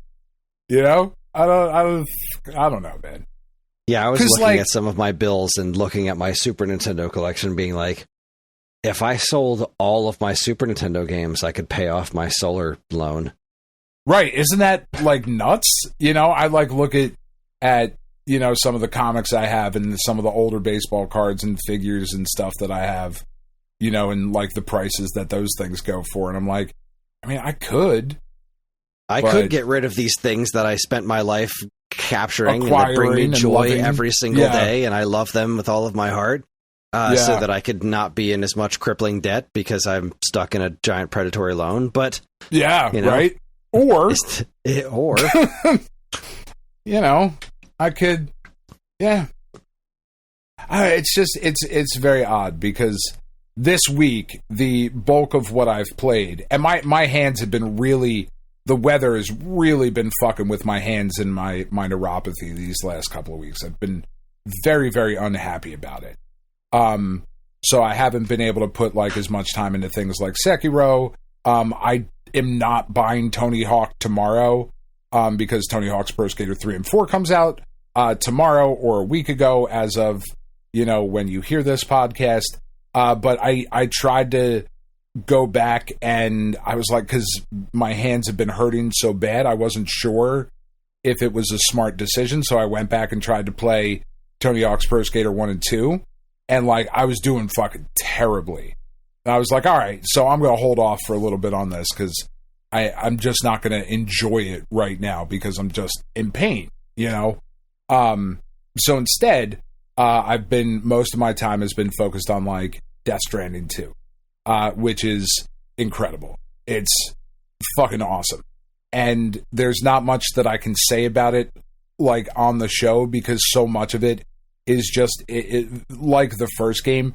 It is a very solo experience of just, you are in this world and you are doing these deliveries And the story, while I joke of like, I don't understand why people have a hard time with Death Stranding story. It's very straightforward. It is relatively straightforward. It's just with the typical Kojima nonsense to get to that point. You know, and like in this one, as you're running around with fucking Doll Man on your hip, and he's talking to you, but he's also animating at a different frames per second because he's a fucking puppet. Like, all of that's super, like, it's fucking weird. Why is this happening? Like, it's so fucking strange, but I just love the world and love just all of the interactions in it. And it's just fucking gorgeous.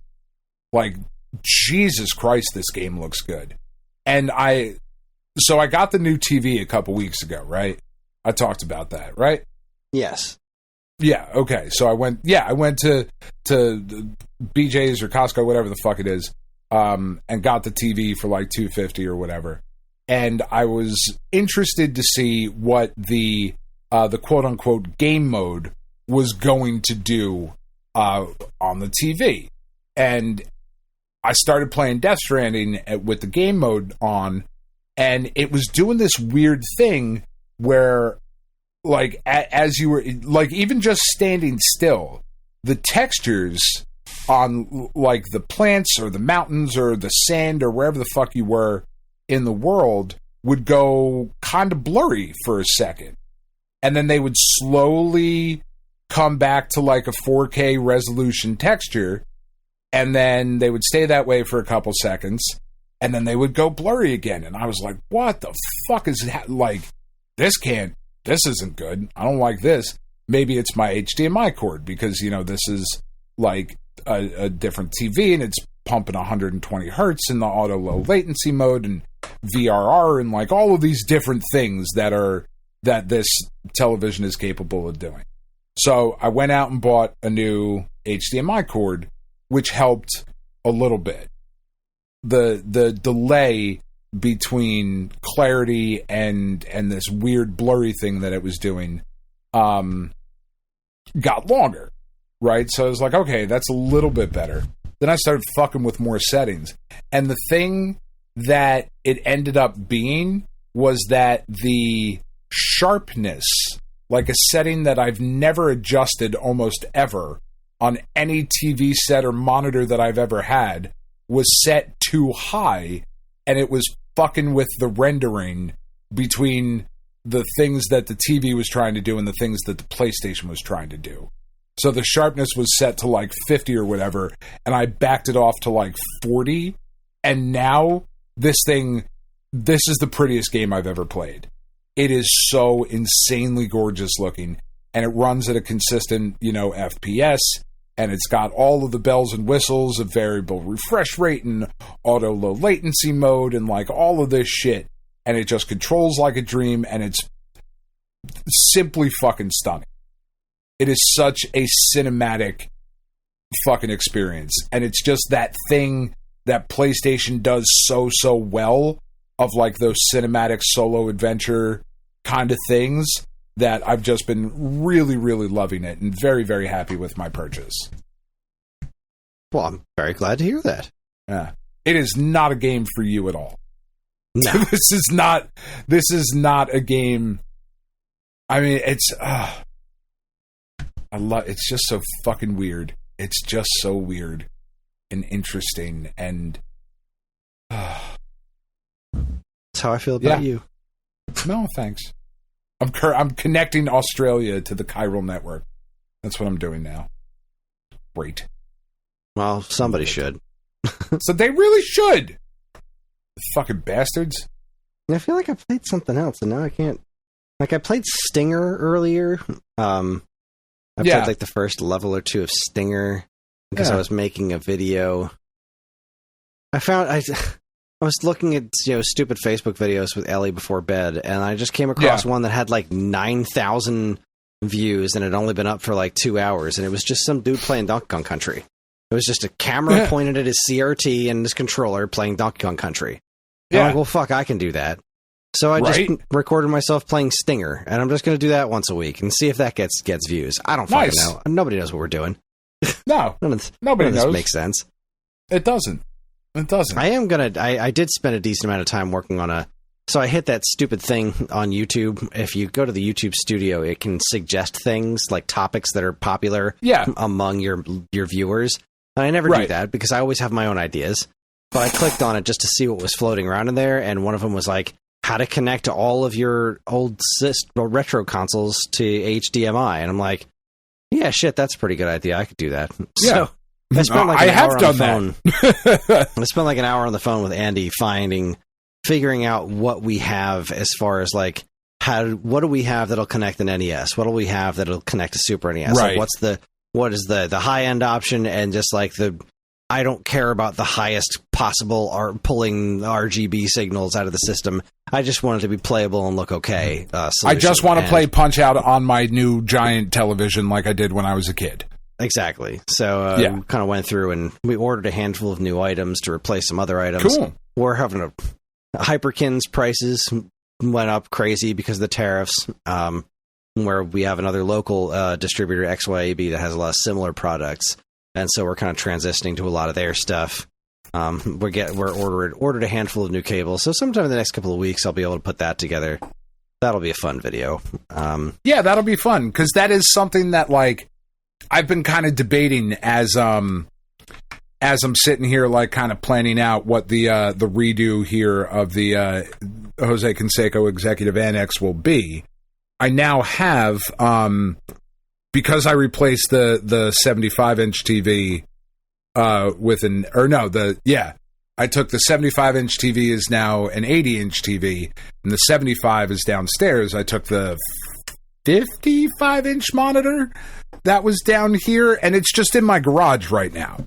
Like, I need to splice a new power cord to it because when we had the Beagles here all those ages ago, they chewed through the wires. But other than that, it was a perfectly capable, 4K set and whatever. And I'm trying to think of whether or not I want to have a dedicated space out here, because I will have the room out here to have a CRT. Certainly not a huge one.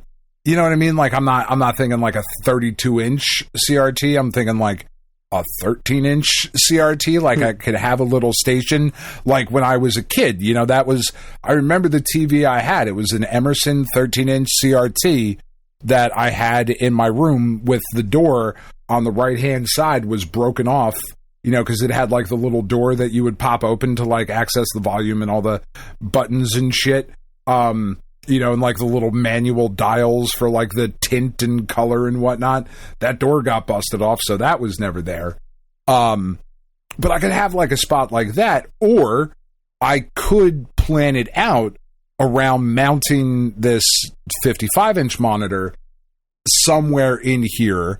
But if I want to actually play on the system, how do I do that? Like, how do I get my Nintendo and Super Nintendo and all of that shit hooked up in a way that's going to look okay and give me a reason to do it that makes it worthwhile more than just emulating it, right? Because I can emulate whatever the fuck on there. That doesn't matter. That's fine. And that's the way I've been doing it for years. But now, as I've kind of gone backwards on that idea of like wanting to have more of the physical media and whatnot, I've been, thinking about it. So I don't know, because I imagine the solutions are better now than they were 10, 15 years ago. Yeah, probably. I would go with yes. I don't know. You do the ordering. You're supposed to know. I was trying to set you up to be like, oh yeah, this and that and the other. I don't actually do all of the ordering. I do some of the ordering. I do. I gather a lot of things together, and then Andy does the actual ordering. Apparently, the sequel to Willamette Warehouse is amazing. That's what Anthony is telling me on Discord. Okay. Well, I mean, that's all I got, Chris. And we have stretched out a segment here, the checkpoints, that we did not have very much going into about 45 minutes. Yeah. And we've hit about 2 hours, but we're going to just flounder from here. So I'm going to go ahead and call it. Yeah. I'm saying we're done. I swear there's something else that I wanted to talk about, and it's I'm drawing a blank, and it's going to bother me, and I'm going to think about it like a half hour from now. But it's all right. We'll talk about it on Sunday. That's true. We're going to actually see each other on Sunday. That's right. We're going to be in the same place at the same time, and I'm going to give him a record. Now, I'm very excited about it. Yeah. Oh, that Kirby's Dream Course record. Oh, I ordered this Kirby's Dream Course record off a Facebook group, and I love that soundtrack so much. And I forgot how long the soundtrack actually is. Like, there's a handful of songs that I always listen to from that game that are in my regular rotation. And there's so many more. What a marvelous game. I played that earlier this week. Because I had ordered that record and I knew it was coming. I was like, man, I really want to play this now. So I played through a handful of courses in Kirby's Dream Course. And that game is just wonderful. I wish they'd make another one. And with perhaps one day. That's our show. What the hell are we talking about next week? I didn't even look at that up. I don't know. I forgot to look. Let's see. So this was... All right, let's see here. Today is... Aren't we Cartoon Express? We did the mailbag. Yeah, so we're moving Cartoon Express from last week to this week. This is... Right? I think we have to do the 10, 20, 30, 40 next week, because that'll be the last, and then the Cartoon Express will kick off August. Cartoon Express, I think, is supposed to be the first show of the month, and 10, 20, 30, 40 is supposed to be the last show of the month. So next week we're going to do the July 10, 20, 30, 40, because the 25th is the last Friday of the month. August 1st falls on a Friday. Well, all right. I mean, regardless, I am very excited to get to the end of this year so that we can reset. Because we have gotten ourselves all over the fucking place. Yes, indeed. Well, summer's tough. Summer's tough. There's just so much going on. There is. But anyway, that's our show. Join us next time for the July 10, 20, 30, 40. And we're going to continue to work on getting our schedule back to normal. I think August... I think we'll be able to figure our shit out in August. We'll get our shit back together. But July sounds like a plan. July is chugging right along, and we haven't even been to the beach yet. We've got to get our asses to the beach. I don't know. I have feelings about the Jersey Shore currently. There's a lot of people there that I don't care for. Right. I understand that. I'm not going to the boardwalk. We're just going to go over to, a beach and ignore people. I know. I gotta go to our shops, but yeah. There's a lot that makes me angry down there right now, so. Yeah. But that's everywhere. Probably. That's every time I walk out of my house, so at least I can be that's at the beach. Just stay inside. Put on my sunglasses and let the kids not drown in the ocean and have a good time. There you go. That's fair. But anyway, we're on most social media platforms, and if you'd like to get in touch with us, we aren't very difficult to find. All it takes a quick look at our show notes, and you'll see links to our social media accounts, as well as all manner of other fun stuff like a link to our namesake, StoneAgeGamer.com, and more useful links than you can shake a joystick at. If you'd like to get early access to this show's episodes, as well as a bevy of other shows on the Geekade Podcast Network, check out our Patreon, also linked to in the show notes. It helps keep this show running week after week, and all our patrons are loved and appreciated. This show's theme song, Squared Roots, was written by Banjo Guy Ollie, who just celebrated a birthday. You can learn all about his wonderful music and more by following the link to his YouTube channel, also in the show notes. And finally, as always, we'd like to thank our intrepid editor, Evan, for making this show listenable for all you folks. I'd like to thank all you folks for listening in the first place. That is it. On behalf of Dan and myself, keep playing games.